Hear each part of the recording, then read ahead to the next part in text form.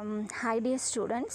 So last video பார்த்தீங்க அப்படின்னா ஃபங்க்ஷன்ஸ்னா என்ன அப்படிங்கிறது மட்டும் பார்த்தோம். ஸோ இப்போ டைப்ஸ் ஆஃப் ஃபங்க்ஷன்ஸ்னா என்னென்னு பார்த்தீங்க அப்படின்னா there are divide 4 types of functions.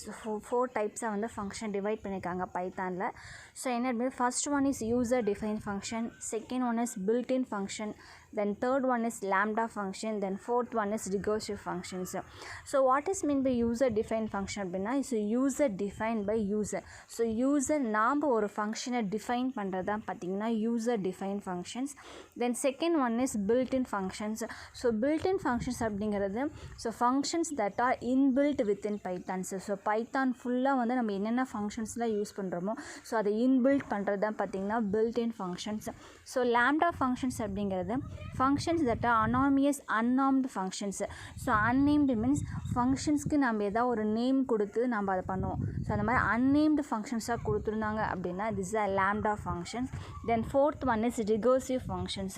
So recursive functions அப்படிங்கிறது function that calls itself is known as recursive. So functions that calls அப்படின்னா ஸோ ஃபங்க்ஷன் ஃபுல்லாக நம்ம என்ன இன்புட் அதுக்கான ப்ராசஸ் என்ன அவுட்புட் இது எல்லாமே நம்ம டிஃபைன் பண்ணியிருப்போம். ஸோ அதை பார்த்து அப்படின்னா எந்த இடத்துல இன்புட் எந்த இடத்துல ப்ராசஸ் அப்படிங்கிறத so function through itself call மூலமாக வந்து அழைக்கிறது தான் வந்து ரிகர்சிவ் ஃபங்க்ஷன்ஸ். ஸோ இதான் பார்த்திங்கன்னா 4 types of functions in Pythons. User define function, built-in functions, lambda functions and then recursive functions. Thank you. Hi students.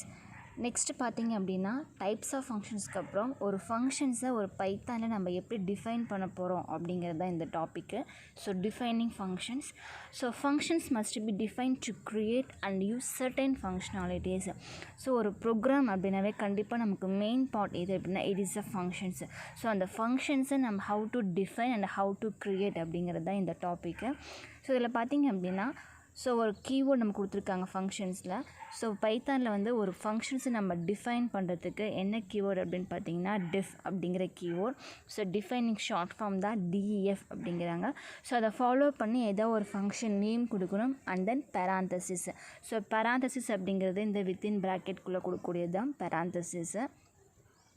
கீழே பாருங்கள் syntax for user define functions. ஒரு யூசர் நாம் டிஃபைன் பண்ணக்கூடிய ஃபங்க்ஷன்ஸ்க்கான சின்டெக்ஸ் கொடுத்துருக்காங்க. So def அப்படிங்கிறது keyword short form of keyword. So அதை followed by the function name ஏதோ ஒரு function name, then parameters 1 parameters 2 object நிறைய பேராமீட்டர்ஸ் கொடுக்கலாம். அண்ட் தென் அது கீழே பிளாக் ஆஃப் ஸ்டேட்மெண்ட் ஏதாவது ஒரு ஸ்டேட்மெண்ட் கொடுத்துருப்போம். அண்ட் தென் நம்ம என்ன ஸ்டேட்மெண்ட் கொடுத்தோமோ அதுக்கான ரிட்டர்ன் ஸ்டேட்மெண்ட். ஸோ அந்த ரிட்டர்ன் ஸ்டேட்மெண்ட் எக்ஸ்ப்ரெஷனாகவும் இருக்கலாம் அண்ட் தென் நன்னாகவும் இருக்கலாம். ஸோ இதான் வந்து ஒரு ஃபங்க்ஷன்ஸை ஒரு பைத்தானில் நம்ம எப்படி டிஃபைன் பண்ணுறது. ஸோ அதுக்கான சின்டெக்ஸ் டிஃபைன் டிஃப் அப்படிங்கிற ஒரு keyword and then function name and then parameters and then within the block of statement or return statement. இதுதான் வந்து ஒரு பைத்தானில் ஒரு ஃபங்க்ஷன்ஸை க்ரியேட் பண்ணுறது. தேங்க்யூ.